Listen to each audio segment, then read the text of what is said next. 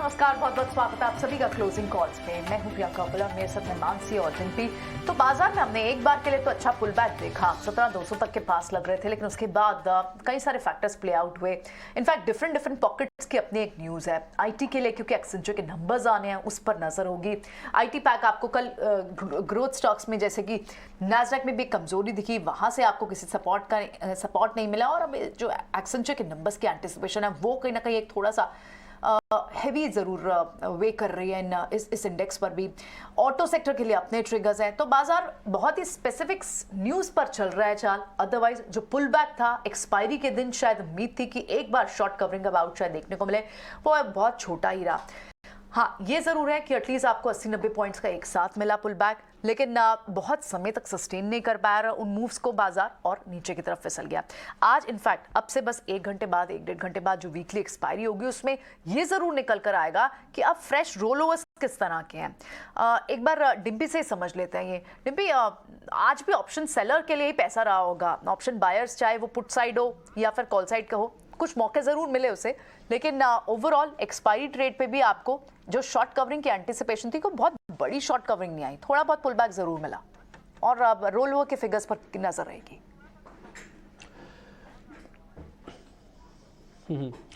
देखिए, हुआ क्या है कि मार्केट के अंदर शॉर्ट सिस्टम में बहुत है, रिकवर होने के लिए बहुत बड़ी फोर्स और बहुत बड़ी खबर चाहिए। अभी कोई ऐसी खबर नहीं आ रही है जो मार्केट को पता ना हो, और वो एक्स्ट्राऑर्डिनरी बड़ी खबर ना हो, और इम्पॉर्टेंट खबर ना हो। जैसे कल सब ये डिस्कस हो रहा था कि 0.25% की बढ़ोतरी फेड करेगा, उतनी हुई। कमेंट्री जैसे चाहिए थी वैसी ही आई। तो मार्केट ने फैसले के बाद भी बाजार दायरे में है, ये सबसे पहला पॉइंट अपनी आप स्क्रीन पर हमने लिखा आपके लिए। दूसरा पॉइंट देखेंगे, दायरा क्या, ये मार्केट का दायरा है 17,000 से लेके 17,200 के बीच में। 200 की ऑप्शंस काफ़ी इंपॉर्टेंट है, 17,200 की कॉल भी टूट रही है, पुट भी टूट रही है, दोनों में बिकवाली हो रही है, तो इंपॉर्टेंट है। एक और पॉइंट, निफ्टी भी अभी तक रोल ओवर सिर्फ 22% का हुआ है, वो एग्रेशन नहीं दिख रहा। हालांकि अभी समय है, 29 तारीख की जाके डेरिवेटिव एक्सपायरी 1 डे बिफोर हो रही है, क्योंकि 30 तारीख को रामनवमी की छुट्टी है, उस दिन बृहस्पतिवार है, तो एक्सपायरी इस बार बुधवार को होगी, एक दिन पहले। लेकिन अगर वैसे आप डेज के हिसाब से भी कैलकुलेट कर रहे हैं ना, तो तब भी अगर आप देखेंगे तो रोल ओवर उतना एग्रेसिव नहीं है, बाजार में थोड़ा और वेट एंड वॉच हो रही है। तो ये कुछ अहम ट्रिगर हम आपके सामने रख रहे हैं। दूसरा पॉइंट, बैंक निफ्टी पर अगर आप देखेंगे तो 42% का रोल ओवर है। इसका मतलब कि बैंक निफ्टी में पोजिशनली थोड़ा सा पोजिशंस ज़्यादा आगे कैरी हुई हैं, जो हमने देखा कि प्लस साइड पे हो रही हैं। तो इंपॉर्टेंट है 40,000 के लेवल के इर्द गिर्द जाके क्लोजिंग मिल जाए। ये जो डू नॉट एक्सरसाइज भी इंप्लीमेंट होने जा रहा है 30 तारीख से ही, यानी कि नई सीरीज से। इसमें ना ऑप्शंस में थोड़ी हलचल मचेगी, क्योंकि काफ़ी सारी ऑप्शंस में जो अगली बार की ले ली गई हैं पोजीशंस, अभी खड़े हुए पोजीशंस ले ली गई हैं, तो थोड़ा वो सेटल होंगी। एक और पॉइंट, इस सीरीज खत्म होने के बाद आप फाइनेंशियल ईयर भी क्लोज करने जा रहे हैं, और जब फाइनेंशियल ईयर आप क्लोज करेंगे तो 8% की सिर्फ लॉन्ग होल्डिंग्स के साथ जा रहे हैं आप अप्रैल सीरीज के अंदर, यानी कि नए फाइनेंशियल ईयर्स के अंदर। तो ये बहुत इंपॉर्टेंट होगा कि आगे चल के ये कैसे प्ले करेगा। इसलिए ये पूरा हफ्ता, जो आने वाला हफ्ता और आज का दिन इंक्लूड आप कर लो भले, तो ये पूरी की पूरी चीज अब रेंज बांधेगी बाजार की। एक और बात, पूरे मार्च के महीने में हमने रिटेल के अंदर जो पोजीशंस देखी है वो औसतन 55% के ऊपर है। रिटेलर के पास पोजीशंस पड़ी हुई है, कटी हुई नहीं है, ये पॉइंट भी बड़ा नोटिसेबल है। तो रिटेलर्स अपनी पोजीशंस का करता क्या है, इस सेल ऑफ, इस बढ़त में, रिकवरी में बेचता है या फिर वो टिकाए रखता है। अगर टिकाए रखा तो बहुत बड़ा मूव आएगा, अगर बेचेगा तो 17,400 पे फ्यूज हो जाएगा। एक और बात, एसेंचर के नतीजे भी तय करेंगे कि बाजार के अंदर इस समय की रिदम क्या है। तो कुल मिला के मार्केट के पास ट्रिगर तो हैं, बट वो ट्रिगर ऐसे हैं, वो बैक टू बैक एक दूसरे की चेन है। एक दो चीजें बैक टू बैक ठीक होनी चाहिए, तब आप ठीक होंगे, अदरवाइज नहीं तो आप रेंज में ट्रेड करते रहिए। रही बात आज का, जो आपने मेरे से पूछा कि आज ऑप्शंस में, आज ना कॉल वालों ने पैसे बनाया ना पुट वालों ने, क्योंकि आज रेंज का मार्केट है। जब जब रेंज का बाजार होगा दोनों लोग पैसा गवा देंगे। ये क्लियर कट आज के एग्जांपल है, जब सुबह भी हम आपको बता रहे थे कि अगर मार्केट रेंज में रह गया दोनों तरफ से पैसे जाएंगे। मानसी, तो रेंज का मार्केट है, और आज की इस रेंज के तो दो कारण हैं। सबसे पहले तो वीकली एक्सपायरी का दिन, तो वॉलेटिलिटी एक्सपेक्टेड है, और दूसरा ग्लोबल सेंटिमेंट्स। जो US Fed much awaited event, much awaited announcement था, वो आकर गुजर भी गया, और क्लियरली बैंकिंग संकट, इन्फ्लेशन के संकटों के बीच बेसिस पॉइंट्स का हाइक भी दिखा, और जेनेट येलन की तरफ से बयान भी आया, उसके ठीक बाद हालात बिगड़ते हुए दिखे, और उसका क्लियर कट इम्पैक्ट है जो कि भारतीय बाजार पर भी दिख रहा है। लेकिन चलिए टेक्निकल नुआंसेस समझने की कोशिश होगी, टेक्निकल पैनल से भी जुड़ेंगे, लेकिन उससे पहले एक फंडामेंटल नजरिया। इन्वेस्ट शॉप पे इंडिया के आशीष कपूर हमारे साथ जुड़ गए हैं, उनसे समझते हैं कि इस वक्त बाजार की स्थिति वो कैसे देख रहा है। आशीष, गुड आफ्टरनून, स्वागत है आपका 18 आवर्स स्वदेश पर। अपना समय देने के लिए आपका शुक्रिया। देखिए, ग्लोबल मार्केट से तो अब भी कमजोर सेंटिमेंट है, कई सारे फैक्टर्स हैं जो कि वहां पर चैलेंजिंग एनवायरनमेंट क्रिएट कर रहे हैं, लेकिन भारतीय बाजार के लिए आशीष किस तरह के सेंटिमेंट्स डेवलप हो रहे हैं? क्या आपको लगता है कि 2023 की शुरुआत से लेकर अब तक इमर्जिंग मार्केट्स के मुकाबले भारतीय बाजार ने अब तक अंडर परफॉर्म किया है, लेकिन अब सिचुएशन जो है बढ़ती दिखेगी, on a long term play भारतीय बाजार में ग्रोथ ट्रैजेक्टरी जो है वो इंटैक्ट रहेगी? देखिए, मैं नहीं मानता कि हमने अंडर परफॉर्म किया है। अब आप अगर इस साल का देख रहे हैं, depend on which period you are taking. अगर आप पूरा देखें पीरियड लास्ट 1 साल का, 2 साल का, 3 साल का, तो we have been one of the better performing markets. Last year in fact हम बहुत कम टूटे थे, जब पूरी दुनिया में 20 से 30% तक का फॉल नॉर्मल आया था सब मार्केट्स में। हमारा we got away with a very normal 4-5% cut. तो उससे थोड़ा सा कैच अप आप कह सकते हैं हो रहा है, but we are not underperforming by any such of imagination. दूसरा, वैल्यूएशन वाइज जो एक थोड़ा सा हमेशा लग रहा था 17,500 से ऊपर की, थोड़ा वैल्यूएशन शायद थोड़ा आगे है, थोड़ा हाई है। अब ये रिसेंट फॉल के बाद अराउंड 17,000 16,800 पे you are very fairly valued, I can say that, कि भी ये जो लॉन्ग टर्म एवरेजेस है वहीं पे हमारा बाजार है अब। और जिस तरह की हमारी थोड़ी ग्रोथ ट्रेजेक्टरी बेटर है, तो रिलेटिवली आप ये भी कह सकते हैं कि थोड़ा अंडर वैल्यूड की तरफ जा रहे हैं हम। जैसे जैसे हम 2024 की तरफ जा रहे हैं, तो अंडर वैल्यूएशन का भी एक केस बन सकता है, क्योंकि अर्निंग्स का मोमेंटम अगर आप कंसिडर करें तो अनदर 6 मंथ्स में फॉरवर्ड अर्निंग्स के एवरेज से हम नीचे आ जाएंगे, लॉन्ग टर्म एवरेज से। तो उस तरह से मार्केट काफी सेफ है, आई can say that, for investing. तो ओनली थिंग इज सेंटिमेंट। अब सेंटिमेंट बहुत सारी चीजों से खराब हो रहा है। वॉर का सिनेरियो है, इन्फ्लेशन का जो सिनेरियो है, ग्लोबल स्लोडाउन का सिनेरियो है, ताइवान की टेंशन है, बहुत सारी चीजें हैं जो कि ज्यादातर इंडिया से बाहर हैं। तो इसलिए सेंटिमेंट का कहना बहुत मुश्किल है कब जाके रिवर्स होगा, but very good market to start buying.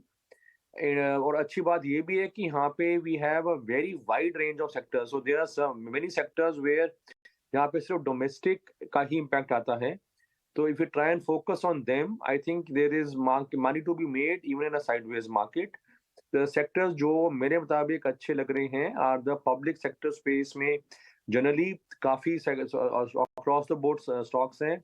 इसके अलावा इंजीनियरिंग, कैपिटल गुड्स, आपका जो भी इवन ऑटो इंजीनियरिंग, जो भी डोमेस्टिक मार्केट से ज़्यादा लिंक्ड हैं, अगर आप उस पर फोकस रखेंगे। और जैसे मैंने बताया, पीएसयू स्पेस में भी बहुत स्टॉक्स हैं, चाहे बैंक्स हो, पीएसयू बैंक्स हो, या बाकी के स्टॉक्स हो, पावर में आरईसी, ऑयल में, ऑयल एंड गैस में गेल। तो ऐसे बहुत स्टॉक्स हैं जहाँ पे कि इंडिविजुअल बाइंग अपॉर्चुनिटी बहुत अच्छी है।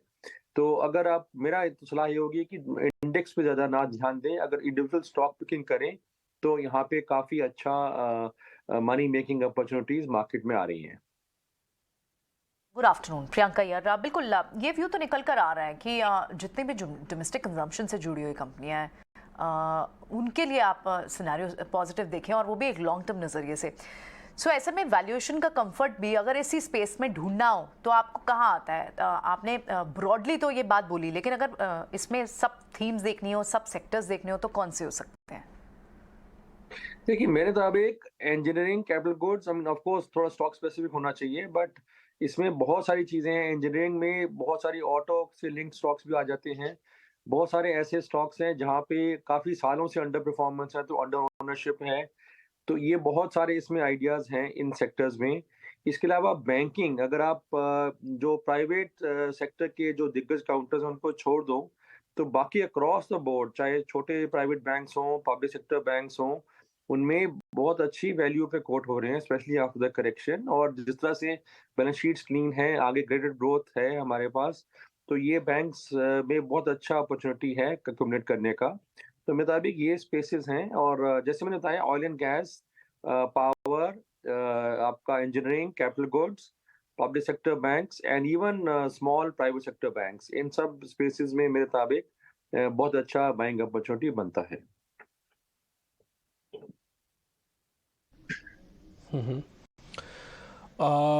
एक चीज़ सर आपसे और पता करनी थी, क्या अडानी ग्रुप के शेयर्स आपको भी अट्रैक्टिव लगते हैं सर, अभी भी आप छोड़ना चाहेंगे?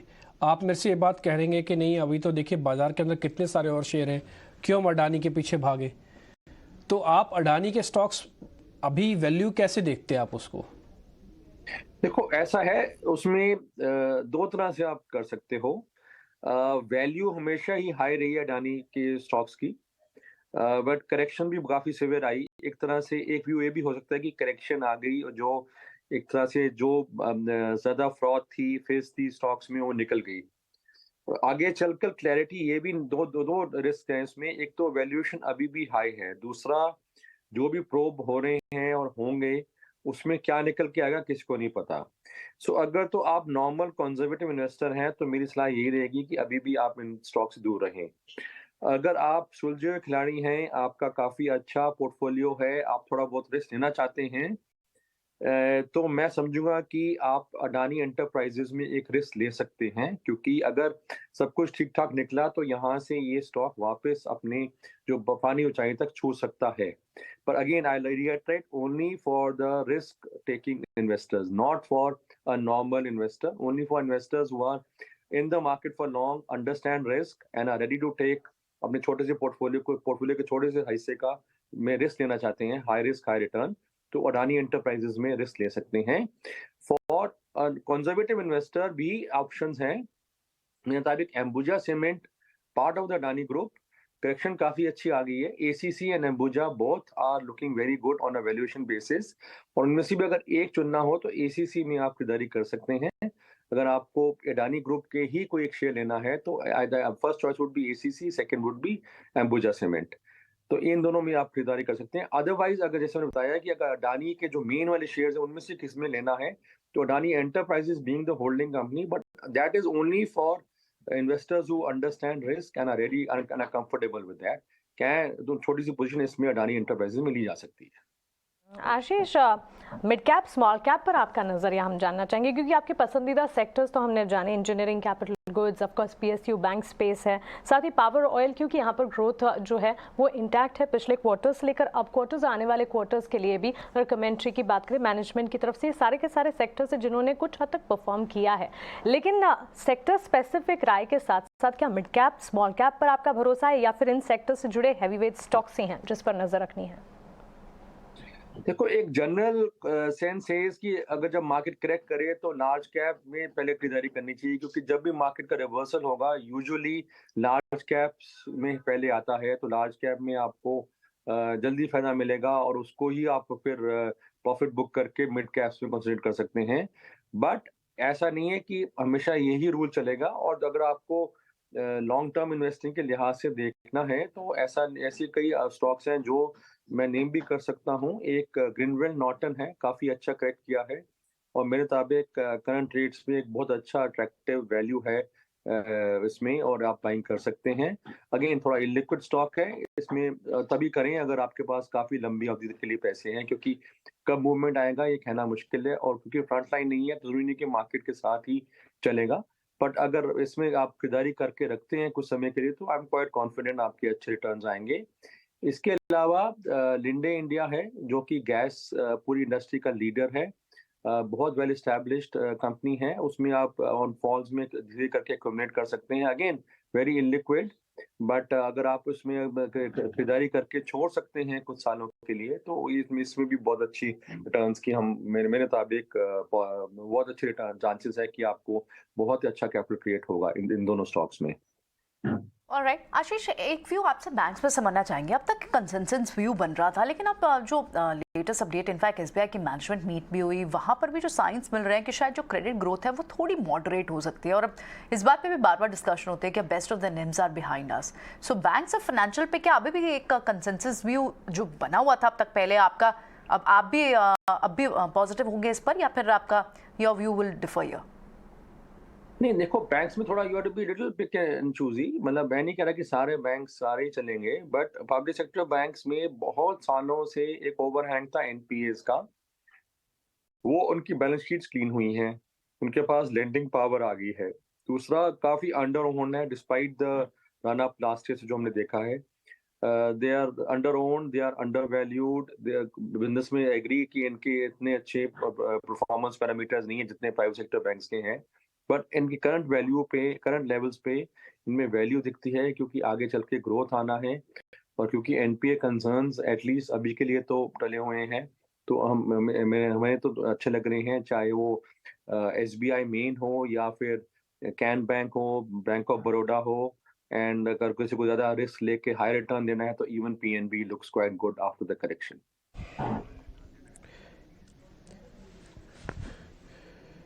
ठीक है आशीष जी, बहुत बहुत शुक्रिया, थैंक यू वेरी मच। आज आपने समय निकाला, अच्छे से आपसे बात हुई, वो सारे क्वेश्चंस जो इस समय ट्रेडर इन्वेस्टर्स के मन में चल रहे हैं उसके जवाब आपने दिए। बहुत बहुत शुक्रिया sir, thank you very much आज समय देने के लिए, बहुत शुक्रिया। आगे बढ़ते हैं तो टेक्निकल एनालिस्ट मेरे साथ जुड़ रहे हैं नागराज शेट्टी हैं और साथ ही अशोक कृष्णन हैं, जिन दोनों से हम बातचीत करके थोड़ा समझने की कोशिश करेंगे कि इस समय मार्केट के अंदर जो 60 पॉइंट की वापस से गिरावट आई है, ये मार्केट अभी भी उसी रेंज में रखना चाहता है अपने आप को। खैर, इस बीच हम कुछ इंपॉर्टेंट ग्राफिक्स भी आपके स्क्रीन पर लेके आ रहे हैं। हमने ट्रेडर स्क्रीन भी आपके लिए बना रखी है ताकि आपको मोटा मोटी आइडिया लग पाए कि अलग अलग चीज़ों में इस समय क्या हो रही है। अभी तक की जो बड़ी खबर में से एक बड़ी खबर ये निकल कर कि टाटा डिजिटल में करीब $2 बिलियन का निवेश होने जा रहा है। इस पर विचार हो रहा है, जो टाटा ग्रुप करने जा रहा है टाटा डिजिटल, इनका एक वेंचर जिसपे करीब $2 अरब का निवेश होने पर विचार हो रहा है। तो टाटा ग्रुप से जुड़ी हुई खबर ट्रेंड के शेयर या टाटा ग्रुप के सभी शेयर्स में इनफैक्ट मैं बोलूँगा इस पर असर पड़ेगा। डिजिटल में जो पैसा है जो टाटा ग्रुप डालना जा रहा है वो करीब $2 अरब का है।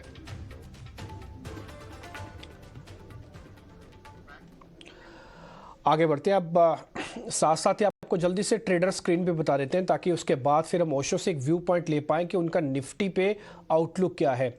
हमने अलग अलग पैरामीटर्स पे रखा है, जैसे ग्लोबल सेंटिमेंट क्या कहते हैं इस समय, सेंटिमेंट्स क्या है, मार्केट की रेंज क्या है, ये सब आप अपने ग्राफिक्स के जरिए अपनी स्क्रीन पर वो ट्रेडर स्क्रीन पर देखेंगे। ओशो, आपका व्यू पॉइंट, बाजार अभी रेंज में रहेगा, 17,000 से 17,200 की रेंज है।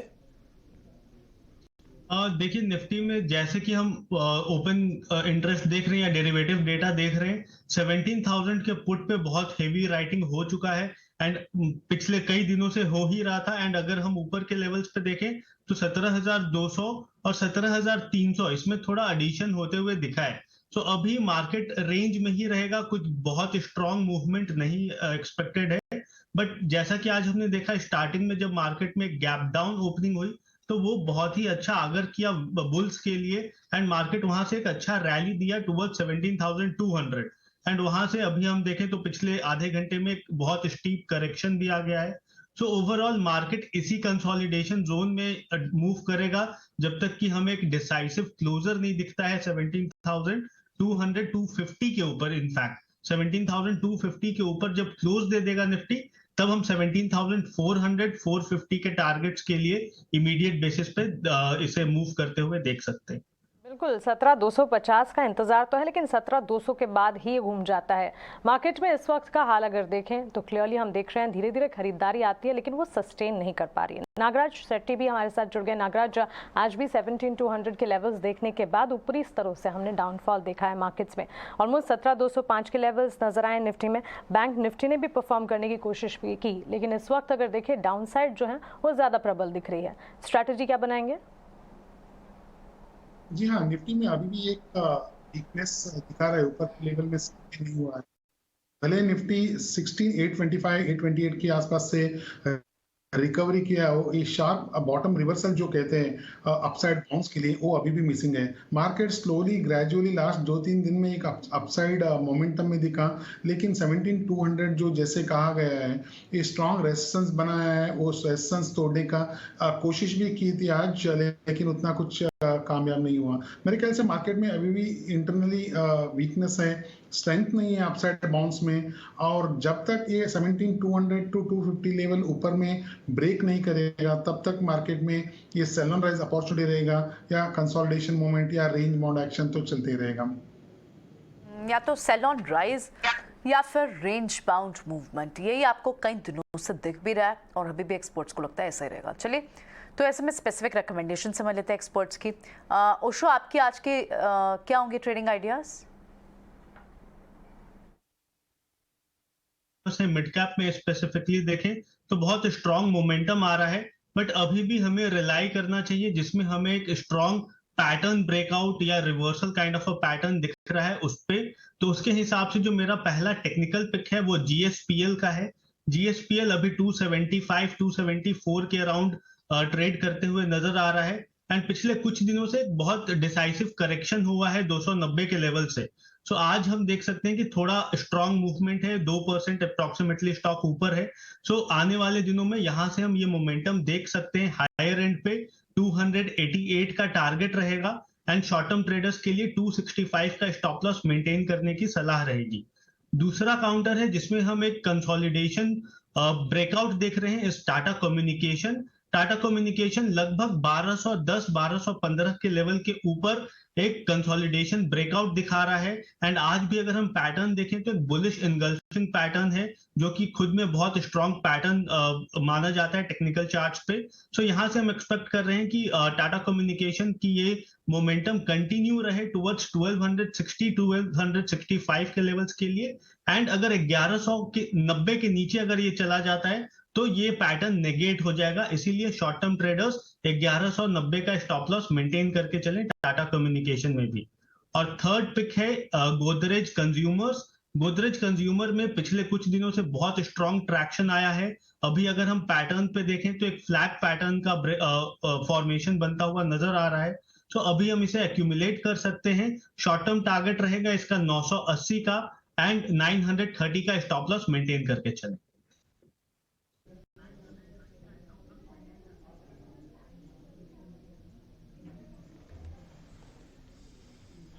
ठीक है, तो कुछ एक बयान आपको यहाँ पे सामने नीचे भी दिख पा रहे होंगे आप, आईटीसी के रिगार्डिंग भी आ रहे हैं और इससे पहले आपको ओशो कुछ ट्रेड भी बता रहे थे। अब एक काम करते हैं, जरा स्पेसिफिक होकर पता करने लगते हैं कि बाजार के अंदर इस समय की जो रणनीति बनाई जाए उसमें अलग अलग स्टॉक्स में क्या किया जाए। मेरे पास कुछ एक ऐसे शेयर्स हैं जहाँ पे ब्रेकआउट थोड़ा हो रहा है। एक त्रिवेणी टर्बाइंस करके जिसका वीकली ब्रेकआउट है और एक कोलपाल करके जिसका ब्रेकआउट है। एक बार दोनों ही मिस्टर शेट्टी एक बार आप चेक करेंगे, त्रिवेणी टर्बाइंस और कोलपाल, जिसमें आपको ज़्यादा कंफर्ट दिख रहा है उसी के बारे में बताइएगा। जिसमें थोड़ा भी कंफर्ट कम है उसको आप छोड़ भी सकते हैं। दोनों चेक कर लीजिए, त्रिवेणी टर्बाइंस शुगर वाली है और एक कोलपाल है। जी हाँ, चार्टिकली देखोगे आप त्रिवेणी टर्बाइन एक अच्छा खासा एक चार्ट पैटर्न बना के ऊपर जाता हुआ दिख रहा है। लास्ट 4-5 दिन का जो एक छोटा सा रेंज हम कह सकते हैं कि एक राउंडिंग बॉटम जैसा पैटर्न फॉर्म हो रहा है। छोटे से इंट्राडे में आप दिख सकते हैं क्लियरली और continuously broader chart pattern higher top higher bottom formation भी है। सपोर्ट के आसपास है अराउंड 290-95 के। मुझे लगता है कि एक जो 6-7 सेशन का जो डिक्लाइन था, डाउन ट्रेंड था, वो लग रहा है कि समाप्त हो गया है और एक अप ट्रेंड अप स्विंग अभी चालू हो गया है। मेरे ख्याल से इधर से और भी तेजी आने की चांसेस है इस स्टॉक में और उसका अपसाइड टारगेट रहेगा या अपसाइड रेसिस्टेंस रहेगा नेक्स्ट वाला स्ट्रॉन्ग रेसिस्टेंस 340 का। ओके, तो चलिए ये दो स्टॉक्स पर तो नागराज आपने अपनी राय दी, लेकिन स्टॉक स्पेसिफिक ट्रेडिंग आइडियाज इस वक्त आपने क्या स्पॉट किए हैं बताएं। मार्केट में तो हम देख रहे हैं कमजोरी हावी होती हुई, लेकिन खरीदारी के मौके क्या बाजार में स्टॉक स्पेसिफिक बन रहे हैं? जी हाँ, मेरे ख्याल से मेरा एक मिडकैप में स्टॉक मैं देना चाहता हूँ कि एजिस केमिकल्स, एजिस कैम बोल के एनएससी में ट्रेड हो रहा है। अराउंड 390-91 के आसपास अभी ट्रेड कर रहे हैं। चार्टिकली एक अच्छा खासा एक पैटर्न बना हुआ है, कंटिन्यूस अप ट्रेंड में, इंटरमीडिएट अप ट्रेंड में, higher top higher bottom formation अभी भी इंटैक्ट है और एक आध 2 हफ्ते का एक छोटा सा डाउनवर्ड करेक्शन के बाद ये स्टॉक एक ऊपर के तरफ आज मुड़ा है लास्ट 2 सेशन में 360-358 के एक हायर बॉटम बना के। मेरे ख्याल से और भी एक ऊपर जाने का चांसेस है और शायद अराउंड 400 का एक रेजिस्टेंस खड़ा है, वो रेजिस्टेंस का अपसाइड ब्रेकआउट रहेगा। मेरे ख्याल से मेरा सलाह रहेगा ये रेंज में बाई कर सकते हैं अराउंड 391 के आसपास। उसका टारगेट रहेगा अराउंड 420 और उसका स्टॉप लॉस रख सकते हैं 375। ओके, नागराज एजिस लॉजिस्टिक्स की बात कर रहे हैं आप, right? Yes, Aegis chemical. Okay, एक ही ट्रेडिंग आइडिया होगा आपकी तरफ से? जी हाँ, एक ही। ऑलराइट, ये इंपॉर्टेंट फ्लैशेस हैं क्योंकि मिस्टर पुरी कह रहे हैं कि the best of time is ahead, यानी इन्फ्लेशन का जो सबसे बुरा जो समय था वो अब पीछे हो सकता है। और सबसे बड़ी बात जितनी भी एफएमसीजी स्पेस के लिए थी वो ये थी कि रूरल कंजम्पशन हिट होती हुई दिख रही थी पिछले 2 क्वार्टर से, और उनका ये कहना है कि रूरल कंजम्पशन अब आपको बेटर दिखेगी आने वाले समय में। फार्मर्स की इनकम इंप्रूव होगी और rural demand should be far better than urban in summers. So इस ट्रिगर पर आप सारे के सारे एफएमसीजी काउंटर्स को देखिए, चाहे आईटीसी हो, डाबर हो, इमामी हो, इन सब में एक मूव आना चाहिए। और इनफैक्ट हम देख भी रहे हैं, चाहे वो डिफेंसिव बेट का रीजन हो, एफएमसीजी पैक के काउंटर्स लाइक नेस्ले, ब्रिटानिया, इनमें आपको पीछे के कई दिनों से मूव दिख भी रही है।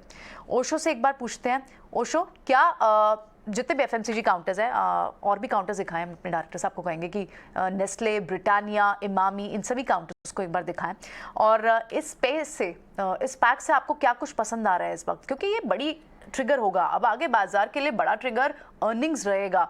और अब तक के जो क्वार्टर्स थे उसमें रूरल कंट्रैक्शन थी, कंप्लीटली कंजम्पशन बेस्ड पैटर्न जो दिख रहे थे रूरल डिमांड से, इन सब पे हिट रहा है। अभी आगे के लिए आपको एफएमसीजी पैक में कोई चार्ट्स पे स्ट्रेंथ दिखती है स्टॉक में जो अप्रैल के लिए भी एक अच्छा काउंटर हो? ओवरऑल देखें एफएमसीजी स्पेस में पिछले 5 दिनों से ट्रैक्शन बहुत स्ट्रांग है। जैसा कि मैंने रिकमेंडेशन में भी बताया, Godrej consumers is one of the pick because इसमें बहुत अच्छा पैटर्न फॉर्मेशन अभी बनते हुए नजर आ रहा है। सो गोदरेज कंज्यूमर पहला स्टॉक रहेगा जिसमें एक अच्छा स्ट्रांग अपमूव अप्रोक्सीमेटली 980 का एक्सपेक्टेड रहेगा।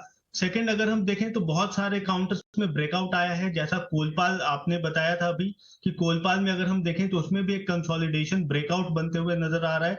सो कोलपाल भी, जितने भी एफएमसीजी काउंटर्स हैं, ये काफी दिनों के बाद एक करेक्शन के बाद बेस फॉर्म किए हैं एंड यहां से थोड़ा ट्रैक्शन बनते हुए दिख रहा है। So even heavyweights company की भी बात कर लें या फिर मिड कैप कंपनीज की भी बात कर लें तो सब में थोड़ा स्ट्रॉन्ग ट्रैक्शन बनते हुए नजर आ रहा है। सो हमें इसे बिल्कुल ही अपने रडार पे रखना चाहिए। एज अ डिफेंसिव काउंटर भी एफएमसीजी में बहुत अच्छा परफॉर्मेंस आने वाले कुछ दिनों में देखने को मिल सकता है। ठीक है, एक शेयर आप ओशो आपको और चेक करना होगा, वो है मुथूट फाइनेंस का शेयर। एक्चुअली ये भी अपना चैनल का ब्रेकआउट कर रहा है मुथूट फाइनेंस। अब मैं इसलिए शेयर को वापस नोटिस कर रहा हूँ क्योंकि गोल्ड अपने ऑल टाइम हाई के आसपास चल रहा है। अगर हम सब ये उम्मीद लगा के बैठे हैं कि 16,800 नहीं जाएगा और 17,000 का बेस बनेगा, 17,600 आएगा, 18,000 आएगा, हम उसको एंजॉय करेंगे, एकाएक नहीं आया तो 16,800 भी टूट गया तो फिर ये शेयर आपको हो सकता है बचा जाए। ये गोल्ड का प्लेयर है और मार्केट के अंदर लिस्टेड प्लेयर थोड़े कम हैं। एक बार मुथूट फाइनेंस आप चेक करके बता दो कि इसका ब्रेकआउट में कितना दम है। तो पिछले 6 दिनों से बहुत स्ट्रांग ट्रैक्शन आया है। 2 दिन से काउंटर अप्रोक्सीमेटली 970-75 के रेंज में कंसोलिडेट किया एंड आज वापस से स्ट्रांग ट्रैक्शन बनते हुए दिख रहा है। और अगर हम वॉल्यूम्स की बात करें तो वॉल्यूम्स पिछले 4 दिनों में धीरे धीरे इंक्रीज होते हुए नजर आ रहा है। आज का वॉल्यूम हालांकि थोड़ा कम है इररिस्पेक्टिव टू पिछले 2-3 दिन के वॉल्यूम के हिसाब से, बट अगर हम ओवरऑल एवरेज वॉल्यूम को देखें तो एवरेज वॉल्यूम से थोड़ा ज्यादा एवरेज वॉल्यूम के साथ मुथूट फाइनेंस में ट्रेडिंग होते हुए नजर आ रहा है। सो अभी भी यहां से हम एक्सपेक्ट कर सकते हैं 1000 से 1008 का पहला रेंज रहेगा इसका अपसाइड का। उसके ऊपर अगर निकलता है तो फिर हम वहां से 1020 का टारगेट एक्सपेक्ट कर सकते हैं। बट अगेन इसी सेक्टर में से अगर हम देखें तो मन्नापुरम फाइनेंस ज्यादा बेहतर टेक्निकल पैटर्न्स पे लाई किया है। मन्नापुरम फाइनेंस में स्लोपिंग ट्रेंड लाइन का ब्रेकआउट बनते हुए दिख रहा है, तो लोग ये दोनों को ही फोकस कर सकते हैं, रडार में रख सकते हैं। दोनों में थोड़ा 1-2 दिनों के लिए बहुत अच्छा मोमेंटम बनते हुए नजर आ सकता है। ठीक है, तो चलिए इनफैक्ट गोल्ड फाइनेंसिंग काउंटर्स ये हफ्ते ही अच्छा खासा चले हैं। मुथूट फाइनेंस, मन्नापुरम फाइनेंस दोनों के ही चार्ट्स को अगर आप देखेंगे पिछले 4 ट्रेडिंग सेशंस में इन चार्ट्स ने करीब 5 से लेकर 10% तक के रिटर्न्स, मन्नापुरम फाइनेंस में ऑलमोस्ट 7.5-8% तक के रिटर्न्स देखने को मिले हैं। तो स्पेस को तो वॉच आउट करना होगा। लेकिन आइए आगे बढ़ते हैं और हमारे सबसे खास सेगमेंट जो कि काफी ज्यादा फेवरेट होता जा रहा है, खबर गर्म है सेगमेंट, डीलिंग रूम चेक की तरफ रुक करते हैं। और शरद है हमारे साथ। शरद, वैलिएंट ऑर्गेनिक्स जिसका जिक्र कल किया था, 6% के अपमूव देखने को मिले हैं। डीआईएस एचएनआई बाइंग की खबर थी और क्लियरली कमजोर बाजार में भी खबर गर्म है, स्टॉक्स जो हैं वो कमाल कर रहे हैं। बताइए आज की लिस्ट में क्या खबरें हैं, कौन से स्टॉक्स हैं?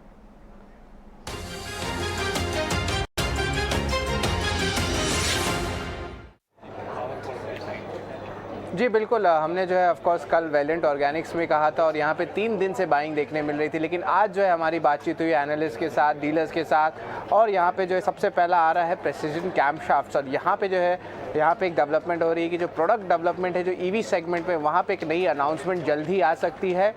और इसके अलावा एक बड़ी ऑर्डर जो है ईवी स्पेस में आ सकती है यूरोपियन आर्म के थ्रू। याद रखिए ये यूरोपियन आर्म जो है 2021 में जो है ई बसेस में भी घुसी थी। इसके अलावा याद रखिए कंपनी जो है कैमशाफ्ट्स बनाती है। कैमशाफ्ट एक सिंपल चीज़ बताऊँ तो एक पिस्टन इंजन होती है आपकी गाड़ी की इंजन की, उसकी पार्ट बनाती है। भारत में 70% मार्केट शेयर है और ग्लोबली इसमें 9% मार्केट शेयर है, तो इस स्टॉक को ज़रूर फोकस में रखेगा। दूसरा स्टॉक फोकस में रहेगा कैंपस एक्टिव वेयर, और यहाँ पे जो है प्रमोटर्स एक्सपेक्ट करें कि अपने स्टेक बेच सकते हैं ब्लॉक डील्स के जरिए। इसका ओवरऑल जो है 800 करोड़ तक का जो है शेयर्स बिक सकता है, 350 रुपये प्रति शेयर का। और इसके अलावा प्रमोटर का स्टेक देखा जाए तो 74% स्टेक है कंपनी में, जिसका वैल्यूएशन आ रहा है लगभग 8,400 करोड़ रुपए। और 2 दिन पहले ही जो की मैनेजरियल पर्सनल है, जो मैनेजमेंट है, उन्होंने जो है लगभग 1.85 लाख शेयर्स की बिकवाली भी की है। ऑलराइट, तो ये 2 स्टॉक्स हैं जिन पर ध्यान रखना होगा। आप बता रहे हैं कि डीलिंग रूम से खबरें आ रही हैं, एक और ब्लॉक आ सकता है कैंपस का, और साथ ही दूसरा आपने स्टाफमेंट स्टॉक भी बताया। ठीक है, बहुत बहुत शुक्रिया शरद, ये दोनों स्टॉक्स बताने के लिए। इन पर हम नज़र रखेंगे, लेकिन इस बीच और कहाँ नज़र होनी चाहिए, क्योंकि बाजार में तो कोई भी रिकवरी और पुलबैक के अटेम्प्ट्स दिख भी नहीं रहे हैं। सिर्फ सुबह आपको एक बार के लिए फर्स्ट हाफ में कुछ आपको अटेम्प्ट्स माइनर दिखे, इनफैक्ट रिकवर हुआ बाजार, लेकिन उसके बाद से मेटल्स में चीज़ें बेहतर हुई, ऑटो रिकवर हुआ क्योंकि ऑटो में प्राइस हाइक का एक ट्रिगर है।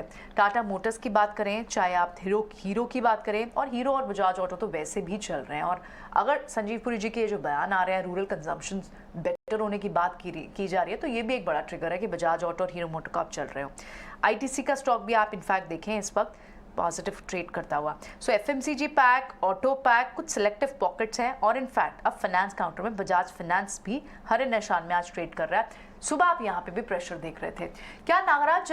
एक बार के लिए ऑटो पैक में फिर से, क्योंकि एक ब्रीदर तो लिया है ऑटो स्टॉक्स ने पीछे कुछ समय, जब वीकनेस बाजार में सब तरफ होगी, सारे सेक्टर्स गिरेंगे तो ऑटो भी गिरा, लेकिन अब क्या बाउंस बैक में ऑटो पार्टिसिपेट करेगा? आज ये प्राइस हाइक का तो अभी एक ट्रिगर है, लेकिन अदरवाइज कोई बड़े रीजंस भी नहीं है इनके गिरने के। क्या आप मारुति या फिर टाटा मोटर्स जैसे किसी स्टॉक पर अपना राय देंगे? चार्ट चेक करके बताएं प्लीज। जी हाँ, टाटा मोटर्स का आप बात करेंगे कि टाटा एक कंसोलिडेशन के बाद, एक रेंज बाउंड एक्शन के बाद आज ब्रेकआउट देने की कोशिश की है, लेकिन ज्यादा कुछ खास कुछ चार्ट पैटर्न ऐसा नहीं लग रहा है कि एक बड़ा तेजी का संकेत दिख रहा है या कुछ डिसिसिव मूवमेंट आ जाए। मेरे ख्याल से 422-24 के आसपास एक स्ट्रॉन्ग रेजिस्टेंस बना हुआ है। लास्ट 3 दिन से ग्रेजुअली अपसाइड मोमेंटम दिख रहे हैं अराउंड 407, 408 से 420-22 तक। अराउंड 422 के ऊपर ही उसका एक ब्रेकआउट आएगा, तब तक ये रेंज बाउंड एक्शन कंटिन्यू रहेगा इस स्टॉक में।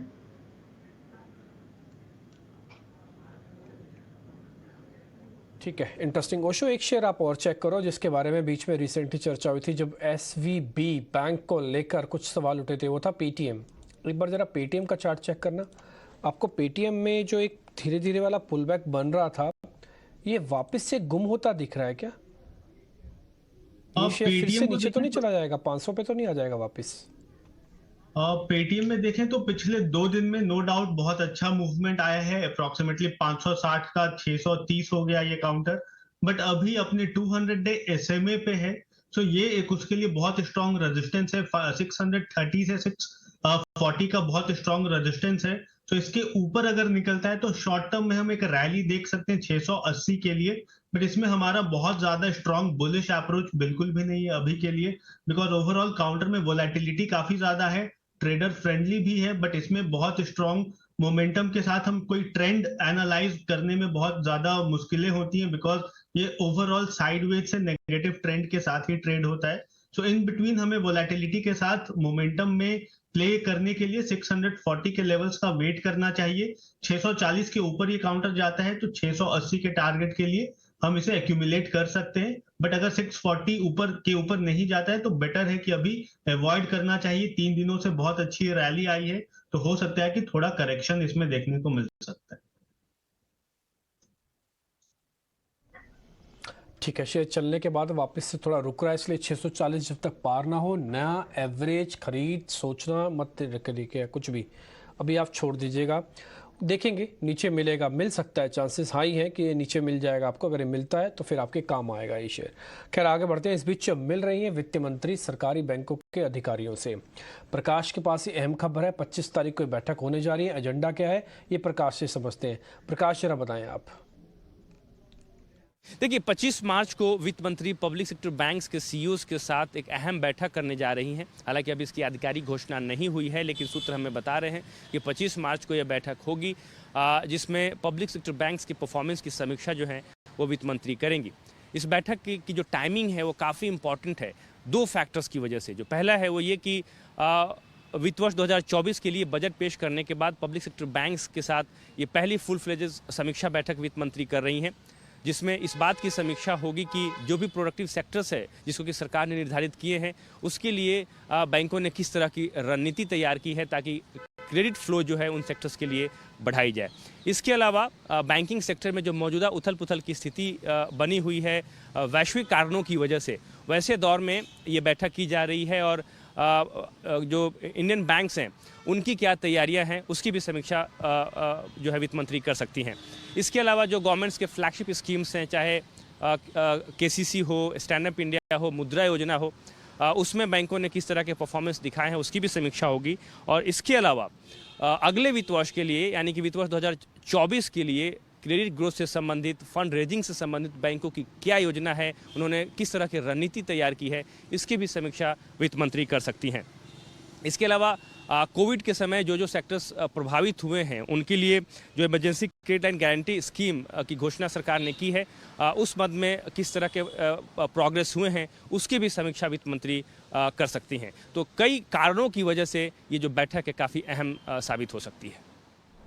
बिल्कुल प्रकाश, बेहद अहम जानकारी आप दे रहे हैं। 25 मार्च को ये बैठक होने जा रही है। पीएसयू बैंक्स के ताज़ा हालात जो उन्हें देखते हुए एक समीक्षा बैठक होती हुई दिखेगी और बैंक्स ऑफ फाइनेंशियल्स में जहां credit growth scenarios, deposit scenarios पर लगातार बातचीत हो रही है, कई सारे मुद्दे हैं जिसे समझना और जिस पर फैसले लेना काफ़ी ज़रूरी है। तो ये सूत्रों के हवाले से इस वक्त खबर है और ये बैठक का जब होगी उसके साथ सारे अपडेट्स भी हम आप तक ज़रूर पहुँचाते रहेंगे। प्रकाश शुक्रिया आपका।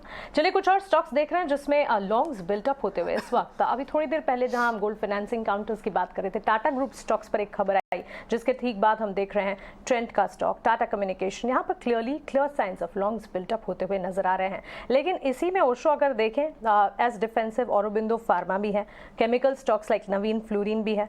दोनों स्टॉक्स में करीब 1.25% की तेजी कैश मार्केट में भी नजर आ रही है और ताजा लॉन्ग्स बिल्ट भी होते हुए यहाँ पर दिख रहे हैं। क्या राय होगी? में देखें तो एज डिफेंसिव काउंटर से है एंड इसमें आज कंसोलिडेशन ब्रेकआउट भी बनते हुए नजर आ रहा है। तो ये काउंटर में एक्सपेक्टेड रहेगा कि आने वाले 1 से 2 दिन में ये ट्रैक्शन बरकरार रहे।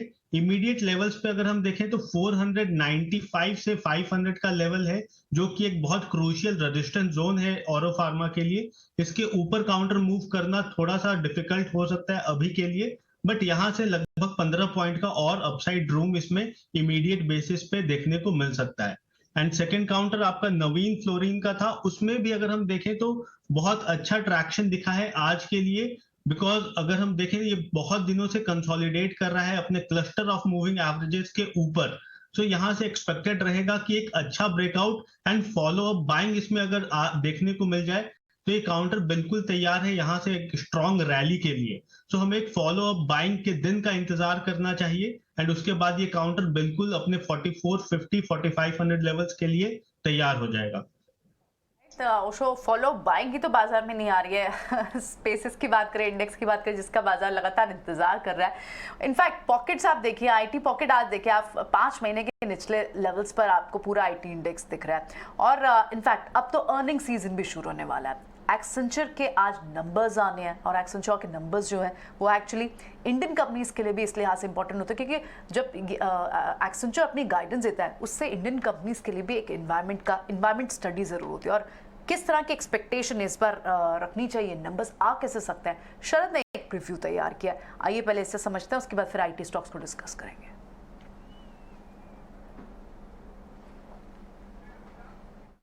जी बिल्कुल, आईटी स्पेस फोकस में रहेगा और निफ्टी आईटी इंडेक्स जो है ऑलरेडी अपने 5 मंथ लो पे चल रही है और आज रात जो है एसेंचर के दूसरे तिमाही FY23 के नतीजे आने वाले हैं। अब याद रखें ये पहला आईटी कंपनी होगा जो यूएस के बैंकिंग क्राइसिस के बाद ऑफ कोर्स जो बीएफएसआई सेगमेंट में भी एक्सपोजर है आईटी कंपनीज़ का, उसमें जो है ये कंपनी सबसे पहले जो है रिपोर्ट करने वाली है अपनी अर्निंग्स। ये सब आईटी कंपनीज़ के लिए एक प्रीकर्सर रहती है हर अर्निंग सीजन्स के पहले, जो अगले 2 या 3 हफ्ते में स्टार्ट होगी भारत में। इसके अलावा जो है एक्सपेक्टेशंस है कि जो FY23 का रेवेन्यू आउटलुक है उसकी गाइडेंस को कम किया जा सकती है, और आगे जाते हुए जो करेंसी एक्सपोजर है उसके कारण जो है हेडविंड्स आ सकता है। इसके अलावा जो है एनालिस्ट एक्सपेक्ट करें कि ईपीएस में 2% का गिरावट आ सकता है। रेवेन्यू का ग्रोथ का एक्सपेक्टेशन लगभग 4% का रहेगा, $15.6 बिलियन का। अगर गाइडेंस के बारे में बात आए तो इस क्वार्टर में गाइडेड कंपनी पहले की थी 6 से लेकर 10% का year on year growth basis पे, और अगर कांस्टेंट करेंसी की बात करें तो वो और भी कम थी, लगभग 2.5% की थी। इसके अलावा अगर वित्त साल 2023 के गाइडेंस की बात करें तो यहाँ पे जो है सेल्स ग्रोथ गाइडेंस 8 से लेकर 11% तक का था, और एबिट का जो गाइडेंस का रेंज है वो 15.3 to 15.5% रखा गया था। लेकिन इंपॉर्टेंट क्या ट्रिगर रहने वाला है आगे जाते हुए देखते हुए, उनकी क्या बीएफएसआई सेगमेंट में क्या कमेंट्री है वो बहुत इंपॉर्टेंट रहेगा, या कोई क्लाइंट क्लोजर्स हुई हैं बीएफएसआई सेगमेंट से उस पर भी जो है पूरे बाजार और इंडस्ट्री पे निगरानी रहेगी। और जो ऑर्डर इनफ्लो है क्या वहाँ पे कुछ गिरावट देखने मिला। याद रखिए जो लास्ट क्वार्टर था वहाँ पे उनकी जो book to bill ratio almost 10 quarter low पे थी। और आखिर में ऑफकोर्स बात होने वाली है हेड काउंट एडिशन की, एट्रिशन रेट्स के ऊपर। तो इसके अलावा जो है बहुत इंपॉर्टेंट ट्रिगर्स रहने वाले हैं निफ्टी आईटी के लिए भी और आईटी के दिग्गज कंपनीज के भी। ठीक है, तो ऑफ कोर्स एट्रिशन रेट और साथ ही ऑर्डर विन, बड़ी ऑर्डर विन, ये सारे की और गाइडेंस, ईपीएस गाइडेंस, ये सब तो करेंसी, कांस्टेंट करेंसी, ये सब तो इंपॉर्टेंट ट्रिगर्स रहते हैं। शरद, वॉच आउट करना होगा। शुक्रिया ये सारी चीज़ें कंपाइल करके लाने के लिए। तो एक बार आईटी स्टॉक्स पे एक बार व्यू भी ले लेते हैं कि इस वक्त पोजीशनिंग दिख कैसी रही है आईटी स्टॉक्स की। आप बताएं नागराज, आईटी स्टॉक्स पे क्या व्यू बन रहा है इस वक्त, क्योंकि बिल्कुल ही फ्लैटेस्ट सा ट्रेड है। इनफैक्ट ना शॉर्ट साइड के ट्रेड्स दिख रहे हैं आईटी पे। प्रॉफिट ज़रूर बुक हुए हैं क्योंकि 1-2 दिन पहले थोड़ी सी इनमें मूव ज़रूर आई थी, कल भी थोड़ी मूव आई थी। क्या करना चाहिए आईटी स्टॉक्स में इस वक्त? क्या शॉर्ट के ट्रेड ढूंढने चाहिए? मेरे ख्याल से काफी गिर चुका है आईटी स्टॉक्स। ये लेवल से अभी शॉर्ट करने का रिस्क एंड रिवॉर्ड रेशियो के हिसाब से भी उतना खास नहीं रहेगा। वेट एंड वॉच करना ही अच्छा स्ट्रेटेजी रहेगा। आईटी स्टॉक्स में काफी गिर चुका है ऊपर के लेवल पे, और अभी भी एक बॉटम रिवर्सल का एक संकेत अभी भी दिख नहीं रहा है। अगर आप कोई भी प्रोमिनेंट आईटी स्टॉक्स देख ले सकते हैं, इवन इन्फोसिस रहने दो या टीसीएस, अभी भी एक बॉटम रिवर्सल फॉर्मेशन नहीं किया है और कंसोलिडेशन मूवमेंट या वीकनेस कंटिन्यू है। फिलहाल तो वेट एंड वॉच करना चाहिए।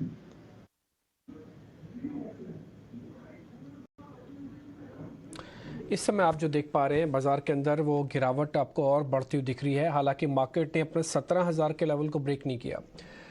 फेड की बैठक से पहले भी 17,000 थे, फेड की बैठक के बाद भी हम 17,000 हैं, लेकिन इस 17,000 से 17,200 ये इतना 200 पॉइंट का टाइट एरिया है, या फिर ये कहे कि मेक ब्रेक एरिया है, जहां पर आके ट्रेडर्स, इन्वेस्टर्स काफ़ी हद तक परेशान और मुश्किल में होंगे। जैसे आज थे, आज 12 बजे का ट्रेड, 12 भी छोड़िए, सुबह 11 बजे तक का ट्रेड अलग तरीके से था, 11 बजे के बाद से ट्रेड धीरे धीरे अलग किस्म का हुआ।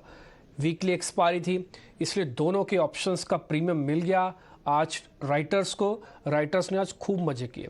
आज कॉल वालों के भी पूरे पैसे मिले उनको, और पुट वालों से भी पूरे पैसे मिले। अगर आप देखेंगे तो आज मार्केट के फिसलने के बाद भी पुटें बहुत स्पीड से ऊपर नहीं आई हैं, क्योंकि आज वीकली एक्सपायरी है, आप उसको रोल नहीं कर सकते, खत्म हो जाएंगी। अगली बार के साथ तो ऑप्शंस में और मुश्किल होने जा रही है, क्योंकि डू नॉट एक्सरसाइज भी लागू हो जाएगा, उसको एक्सटेंड नहीं किया जा रहा, उसको खत्म किया जा रहा है। तो कुछ चीज़ें आप बड़ी इंपॉर्टेंट इस समय मार्केट की स्क्रीन के तौर पर अभी आप देख पा रहे होंगे। मैंने इंडाइसिस ये भी चेक किया कि इस समय यूएस के फ्यूचर्स कैसे चल रहे हैं। थोड़ी देर तक पहले वहाँ पर आपको हरा निशान था, और वो हरा निशान धीरे धीरे करके थोड़ा कम हुआ है। एग्जाम्पल के तौर पर बताता हूँ, वहाँ का अगर डाउ देखेंगे, यानी कि जो हमारे यहाँ का सेंसेक्स के इक्वलेंट है, वो करीब 1% से ऊपर था, वो घटकर अब सिर्फ 0.20% रह गया। मैं टिकर टीम से बोलूँगा एक बार यूएस के फ्यूचर्स भी नीचे चला दें, ताकि थोड़ा आपको आइडिया रहे। और इस बीच अगर आप यूरोपियन मार्केट्स देख रहे हैं तो वो कमज़ोर है, बाजार को सपोर्ट नहीं है। 17,000-17,200 की रेंज है, उसके बीच में ट्रेड हो रहा है। बीटीएसटी, एसटीबीटी के सौदे आप शुरू करते हैं जरा पता करने कि क्या किया जाए। ओशो, आपकी तरफ से कोई सौदा है तो बता दीजिए, एसटीबीटी है तो वो भी बता दीजिए, जरूरी नहीं है कि बीटीएसटी चाहिए। ऐसा है कि मतलब टेक्निकल बायसनेस है मेरा थोड़ा बुल्स को लेकर के, तो इनफैक्ट गिरते हुए मार्केट में भी बेटर रहता है कि बाइंग अपॉर्चुनिटी ढूंढता हूँ। सो अभी के लिए आज जो फर्स्ट BTST के लिए रिकमेंडेशन रहेगा that is Zydus life sciences. अगर इसमें देखें तो बहुत दिनों से कंसोलिडेशन में था एंड प्रीवियसली भी अटेम्प्ट कर चुका है ब्रेकआउट का, एंड 480 का इसका जोन है जो कि इसका ब्रेकआउट जोन है। आज भी उसके ऊपर जाते हुए दिख रहा है। अभी एक्सपेक्टेड रहेगा कि ये 494 इमीडिएट बेसिस पे, लेट्स से 1 से 2 दिन का पोजिशनल बेसिस पे इसमें हम जाते हुए देख सकते हैं। तो ये हम कॉल ले सकते हैं आज के ट्रेड में। कल प्रॉफिट बुक करने के लिए अप्रोक्सीमेटली 494 का पहला टारगेट रहेगा इसमें। लाइफ ये पूरे हफ्ते चला भी है और 490 के ऊपर प्रॉफिट बुकिंग के साइंस भी यहाँ पर नजर आ रहे हैं। पिछले एक हफ्ते के चार्ट्स को अगर देखेंगे जाइडस लाइफ में वन साइड अच्छी मजबूती देखने को मिली है। नागराज, त्रिवेणी टर्बाइन के चार्ट्स को देखिए, अच्छी मजबूती, आज करीब 5% के अपमूव्स ट्रेड के लिहाज से काफ़ी ज़्यादा साउंड काउंटर नज़र आता है। और अगर फंडामेंटल्स भी देखें पिछली तिमाही के नतीजों में कामकाजी मुनाफे के फ्रंट पर अगर बात करें करीब 40% का इजाफा देखने को मिला था। कंपनी का मुनाफा भी बढ़ा था, वहीं रेवेन्यूज़ के फ्रंट पर भी नंबर्स काफ़ी स्ट्रॉन्ग रहे थे। स्ट्रॉन्ग ग्रोथ मोमेंटम की पूरे के पूरे कन्विक्शन मैनेजमेंट कमेंट्री में भी आते हुए दिखे। त्रिवेणी टर्बाइन टेक्निकली 4.5% की तेज़ी दिखा रहा है। क्या यहाँ से और अपसाइड पॉसिबल है? जी हाँ, थोड़ी देर पहले डीपी से यही क्वेश्चन के ऊपर मैं, ये स्टॉक के ऊपर मैं डिस्कस कर रहा था। मैं वापस दोबारा करूंगा क्योंकि ये चार्टी के लिए एक बहुत अच्छा संकेत दे रहा है त्रिवेणी टर्बाइन। एक हायर टॉप्स हायर बॉटम जैसे एक फॉर्मेशन है, ट्रेंड लाइन के सपोर्ट के आसपास एक अपसाइड बाउंस दिखने को मिला है 295-300 के आसपास। और जो लास्ट 7-8 सेशन का एक जो डाउन ट्रेंड था उसको नेगेट किया है, आज एक फ्रेश अप मूव देने की कोशिश की है। डेली 10 एंड 20 डे EMA के ऊपर भी ट्रेड हो रहा है। मेरे ख्याल से लास्ट 4-5 दिन का जो भी एक राउंडिंग हायर बॉटम जैसा एक पैटर्न फॉर्मेशन दिख रहा है और ये ओवरऑल चार्ट पैटर्न पॉजिटिव लग रहा है। मुझे लगता है कि एक उसका नेक्स्ट हर्डल रहेगा अराउंड 340 का। बिल्कुल, त्रिवेणी टर्बाइन पे आपने स्टार्टिंग में ही बात की थी। चलिए ठीक है, एक व्यू फिर से व्यूअर्स को मिला, लेकिन इस बीच कुछ स्टॉक्स हैं जो PSU आज सुबह इनफैक्ट जब हम ओपनिंग शो में बात कर रहे थे तो मैं एक्सपर्ट्स बात भी कर रहे थे कि मिड कैप स्पेस में PSU बैंक्स पर एक बार नजर रखना चाहेंगे वो, और कि क्या वहां से कोई रिकवरी अटेम्प्ट होती है। कैनरा बैंक क्या थोड़ा सा पुल बैक अटेम्प्ट कर रहा है ओशो? कैनरा बैंक में देखें अभी तो बहुत डिसाइसिव कोई मूवमेंट नहीं है। पिछले 2 दिनों से एक रेंज के अंदर ही चल रहा है। अप्रोक्सीमेटली 270 से 288 के अराउंड का रेंज है इसका। अभी भी थोड़ा करेक्शन फेज में ही है। वापस से हमें ये नीचे अप्रोक्सीमेटली 275 के पास मिल सकता है। सो बेटर रहेगा कि हमें इस पे वेट करना चाहिए। 275-274 के रेंज में वापस से एक्यूमुलेट करें एंड हायर एंड पे 290 के आसपास एग्जिट करने का इसमें सलाह रहेगा।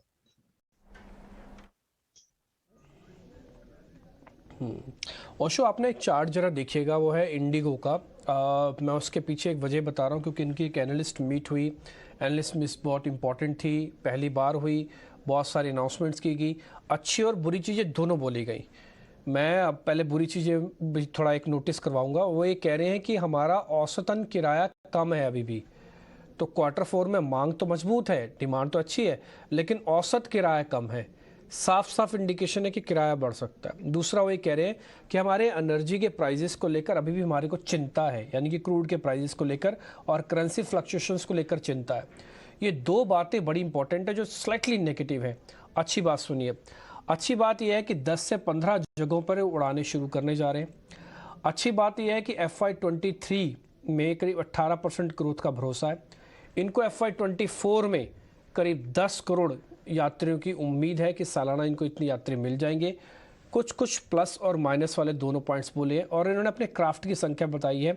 ये कह रहे हैं कि हम अपने विमान FY24 में बढ़ाकर 350 से ज़्यादा कर लेंगे। सब बातों को चेक एंड बैलेंस करेंगे तो पॉजिटिव ज़्यादा दिखता है। शायद यही बात आपको चार्ट में भी दिखेगी। धीरे धीरे करके इसका बेस बन गया और ये लोअर हाइज बना रहा है, यानी कि जब भी इसका लो बनता है तो पिछली बार थोड़ा ऊपर बनता है। आप भी यही नोटिस कर रहे हैं? आपको कैसा दिख रहा है सर? जी एग्जैक्टली जैसा आपने बताया कि ये पिछले कुछ दिनों से थोड़ा लोअर हाइज पैटर्न अटेम्प्ट कर रहा है। एंड इवन अगर हम इसमें अपसाइड भी देखें तो 1940 का इमीडिएट रेजिस्टेंस है इसमें। तो 1940 पे जो इसका बुलिश बेयरिश गैप है वो 1940 से 1970 का रेंज है। सो पहला रेजिस्टेंस इसके लिए 1940 का रहेगा। सो अप्रोक्सीमेटली आज में अगर हम देखें तो वॉल्यूम भी बहुत ज्यादा बढ़ करके आया है एवरेज वॉल्यूम से, तो एक्सपेक्टेड रहेगा कि बुलिश पोजीशंस इसमें आज बने हैं। एंड मेन जो साइकोलॉजिकल मार्क है 1900 उसके ऊपर क्लोजिंग दिखाता है, तो हो सकता है कि कल ये अप्रोक्सीमेटली 25 से 30 पॉइंट्स का मूव दिखा दे। बट अगर हम रिस्क रिवॉर्ड का फेवर देखेंगे तो रिस्क रिवॉर्ड अभी फेवरेबल नहीं है, बिकॉज 1860 का इसका सपोर्ट आ रहा है एंड जो पहला रेजिस्टेंस है वो 1940 का है। तो बेटर है कि इसमें हम थोड़ा अगर बीटीएसटी अप्रोच रखना चाहें तो हम बिल्कुल देख सकते हैं, बट उसके लिए नियर अबाउट 1890 का स्टॉप लॉस मेंटेन करके चलना चाहिए। पोजिशनल बेसिस पे अगर हम देखें तो 1860 का स्टॉप लॉस मेंटेन करके चलना चाहिए, जो कि बहुत स्ट्रॉन्ग सपोर्ट है। एंड 1940 से 1970 का इन बिटवीन एक रेजिस्टेंस रहेगा, जहां से वापस से डाउनफॉल इसमें देखने को स्टार्ट हो सकता है। सो वहां पे हमें अपने एग्जिट भी पोजीशंस कर लेने चाहिए। ठीक है, तो चलिए एनालिस्ट मीट और पहली फिजिकल एनालिस्ट मीट इंडिगो की हुई है, यहाँ पर इनफैक्ट ये चल रही है और इसके टेक अवेज भी लगातार और एविएशन प्ले पर फोकस भी है। लेकिन इस वक्त मार्केट पर अगर नजर करेंगे, बिकवाली का दबाव तो है और सिलेक्टेड काउंटर्स जो चल रहे हैं वो न्यूज़ फ्लो के चलते, न्यूज़ करंट के चलते यहाँ पर नजर आएंगे। निफ्टी के चार्ट्स देखिए 17,000 के आसपास, 17,000 17,070 के लेवल्स के आसपास ट्रेड करते हुए करीब 81 अंकों की गिरावट है। 400 सवा 400 अंकों की बिकवाली हम देख रहे हैं। बैंक निफ्टी में इनफैक्ट यहाँ पर एक मौका भी बन सकता है शॉर्ट या कह सकते हैं स्मॉल बैंक्स, फाइनेंशियल्स, छोटी मझौली बैंकिंग स्पेस से जुड़ी कंपनियों को खरीदने का। लेकिन इनमें कुछ तमाम काउंटर्स जहां पर अच्छा एक्शन दिख रहा है। Infra stocks sideways momentum, in fact अगर देखें कई सारे ऑर्डर विंस के चलते ये स्टॉक्स जो है वो वापस रोशनी में आए, काफी हद तक एक्शन दिख रहा है। आप अगर देखें जीआर इंफ्रा का स्टॉक, एचजी इंफ्रा का stock, NBCC, RVNL, Nagarjuna construction company. Nagaraj आपसे ही राय जानना चाहेंगे, ये सारे स्टॉक्स इनफैक्ट जीआर इंफ्रा तो आज एक बड़े ऑर्डर के लिए 3,637 करोड़ के यहाँ पर प्रोजेक्ट के लिए कंपनी ने सबसे कम बोली लगाई है और इसी लिस्ट में एचजी इंफ्रा, एनबीसीसी जैसे स्टॉक्स भी शामिल हैं। कई सारे इनके कंसोर्शियम्स भी अगर देखें, आरवीएनएल पिछले दिनों एनएचएआई के साथ सबसे कम बोली लगाने वाला L1 बिडर भी साबित हुआ था। कैसे देख रहे हैं इन स्पेस को और इन स्टॉक्स में लगातार जो एक्शन है इसमें क्या किया जाए?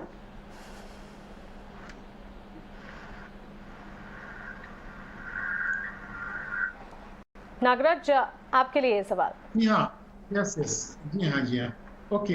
इंफ्रा स्टॉक्स में आपने सही कहा, इंफ्रा स्टॉक्स में कई दिन से एक मोमेंटम बना हुआ है और चार्टिकली आप एचजी इंफ्रा को आप देखोगे, चार्टिकली एक अच्छा खासा संकेत दिखा रहा है कि एक 4-5 दिन के डिक्लाइन के बाद एक बाउंस दिखने को मिला, इरेस्पेक्टिव ऑफ मार्केट मोमेंट एक अच्छा खासा एक बिल्डअप दिखने को मिला है अच्छे ऊपर के लेवल पे।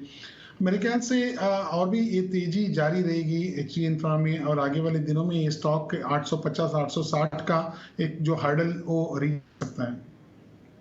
ठीक है, पावर स्पेस से खैर कभी भी कब वीक हुआ नहीं था, सब थोड़े से प्रॉफिट बुकिंग जरूर हुए थे, लेकिन फिर से आज आपको ऐसे बाजार में फिर से एनटीपीसी जैसे काउंटर तो क्या स्ट्रेंथ के साथ थे, कल भी हम ये डिस्कस ही कर रहे थे। पावर ग्रिड जैसे काउंटर भी क्या वापस आ रहे हैं? ओशो, क्या पावर स्टॉक्स तो इस जितने भी स्पेसेस थे, सेक्टर्स थे, उसमें पावर वीक हुआ भी नहीं, थोड़ी बहुत माइनर प्रॉफिट बुकिंग देखने को मिली। क्या पावर ग्रिड को इस वक्त इन लेवल्स पे खरीदना चाहिए? हाँ देखिए, अभी पावर ग्रिड को देखें तो ऑलरेडी बहुत स्ट्रॉन्ग जंप मिला है इसे, अप्रोक्सीमेटली 215 के अराउंड से इसमें एक स्ट्रॉन्ग मोमेंटम बनते हुए नजर आया था एंड 235 तक गया है। अभी अगर हम देखें तो अप्रोक्सीमेटली 50% रिट्रेस हुआ है ये नीचे के तरफ। तो यहाँ से अगर हम लेवल स्पेसिफिक देखते हैं तो 218 के आसपास इसमें कंसोलिडेशन आना चाहिए एंड वहां से हम एक्सपेक्ट कर सकते हैं कि वहां से वापस कंसोलिडेट करके एक बाइंग अपॉर्चुनिटी हमें मिल सकती है 218 से 220 के रेंज में। सो हमें थोड़ा वेट करना चाहिए, 1-2 दिनों में अगर 218 के पास स्टॉक संभलता है तो वहां एक्यूमुलेट करना चाहिए। ठीक है, तो अब 4 मिनट रह गए मार्केट के क्लोज होने में। कुल मिला के ज़रा आप सौदे ना लीजिएगा, जो सौदे ले रखे सिर्फ उसको रिकॉल कर लीजिए, चेक कर लीजिए कि और सही है, बीटीएसटी करना है नहीं करना है, क्या करना है क्या नहीं करना। लास्ट में लिया गया ट्रेड अमूमन ख़राब होता है, ये मार्केट रिसर्च से पता लगता है। खैर एनी हाउ, दो इम्पॉर्टेंट चीज़ें आपको कल भी दिखेंगी। फर्स्ट, एक तो ग्लोबल मार्केट्स का दबदबा रहेगा कि वो आपको कैसे ओपन करता है। ये 17,200 के ऊपर ले जाने की हिम्मत तो नहीं रखता, क्या 17,000 के नीचे धकेल देगा, पहला पॉइंट। ये एसेंचर के नंबर से काफ़ी हद तक तय हो जाएगा। एसेंचर के नंबर्स का प्रीव्यू ऑलरेडी शरद ने आपके साथ शेयर कर दिया कि नंबर्स कैसे आ सकते हैं। दूसरी इंपॉर्टेंट बात है कि कल वीक का आखिरी ट्रेड है और उसके बाद सिर्फ 4 दिन का 3 दिन का ट्रेड रह जाएगा, तो थोड़ा मोमेंटम कल भी रहेगा बाजार के अंदर। थोड़ा ध्यान से आपको ट्रेड करना होगा। एक और शेयर मेरी लिस्ट में, मैं बस लास्ट में ओशो से यही पता करना है उसके बारे में। ओशो क्या एक शेयर हिंदुस्तान एरोनॉटिकल्स, छोड़ दीजिए इसको, इंजीनियर्स इंडिया, ये जरा देख के बताइए। मैं इन्वेस्टर हूँ, शेयर ढूंढ रहा हूँ, इंजीनियर्स इंडिया पे आके मेरी नज़र रुकी है, मेरे को लग रहा है कि इसको खरीद के रख लेना चाहिए, बड़ा टारगेट 200 रुपये का मिल जाएगा। सर रख लूँ? इतने बड़े टारगेट के लिए अभी एक्सपेक्टेशन नहीं है इस काउंटर पे, बट अगर हम ओवरऑल थोड़ा मिड टर्म या शॉर्ट से मिड टर्म पर्सपेक्टिव में देखें तो ये 100 रुपए 110 रुपए तक के टारगेट को ये टेस्ट कर सकता है। अभी बहुत ही कंसोलिडेशन जोन पे है एंड सपोर्ट बेस बना रहा है अपने लिए, तो एक्सपेक्टेड रहेगा कि मीडियम टर्म पर्सपेक्टिव के लिए एक बार 100 या 3 डिजिट में ये काउंटर बिल्कुल एंटर कर सकता है।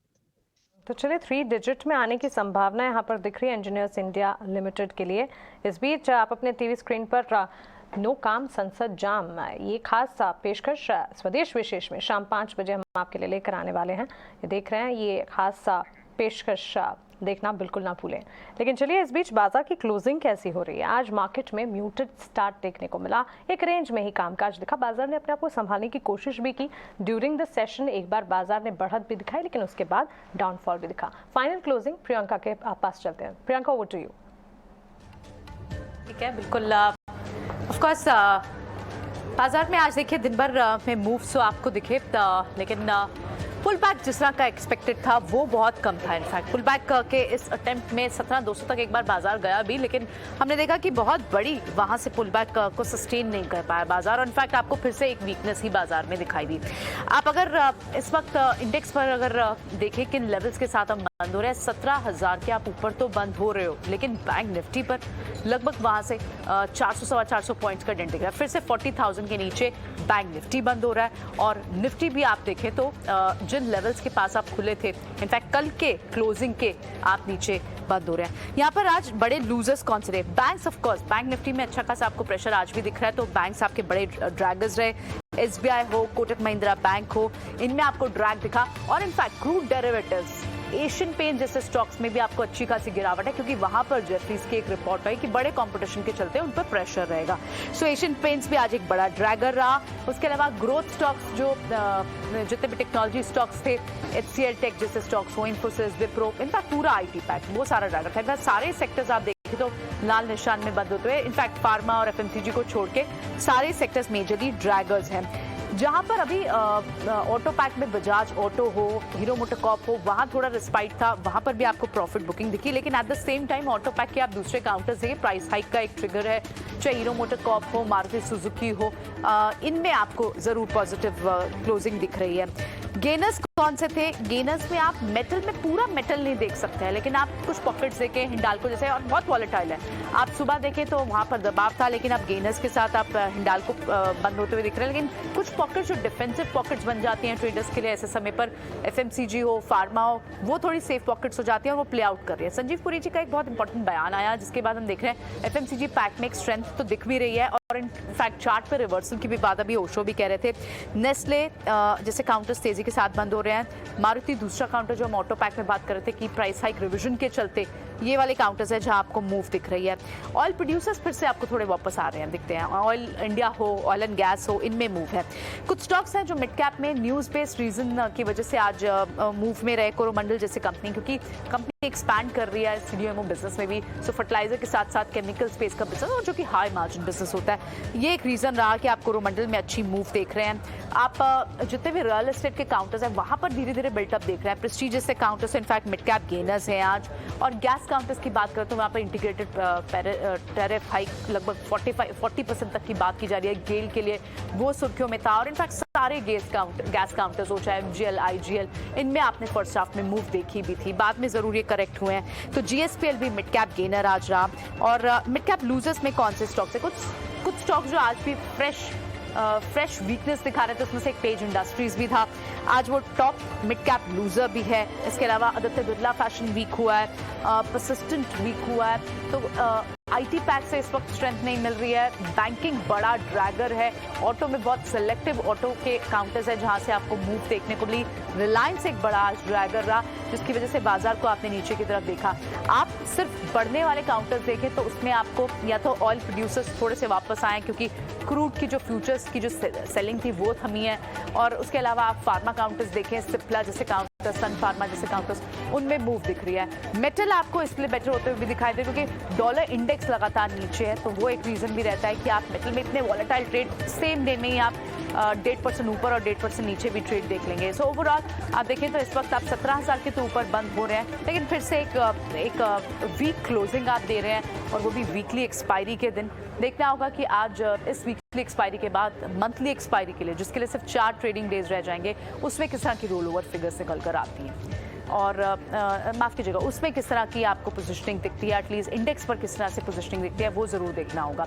लेकिन ओवरऑल आज बाजार में फिर से जो एंटिसिपेशन थी कि शायद थोड़ी सी शॉर्ट कवरिंग आए, वो नहीं दिखी आज भी। वीकली एक्सपायरी भी, शॉर्ट्स अब भी काफ़ी ज़्यादा हैं सिस्टम में। सिर्फ 8% ही लॉन्ग है एफआईज के, और उसके कंपैरिजन में 92% शॉर्ट्स हैं। वो पोजीशन पर क्या डेटा निकल कर आएगा उसके लिए शाम तक इंतजार करना होगा। लेकिन फिलहाल शो को यहीं वाइंड अप करते हैं। ओशो और नागराज, आप दोनों का ही बहुत बहुत शुक्रिया, आज आपने समय दिया और ये सारी स्ट्रैटेजी हमारे व्यूअर्स के साथ शेयर की। मुझे दीजिए इजाज़त, सुबह फिर होती है आपसे मुलाकात। नमस्कार।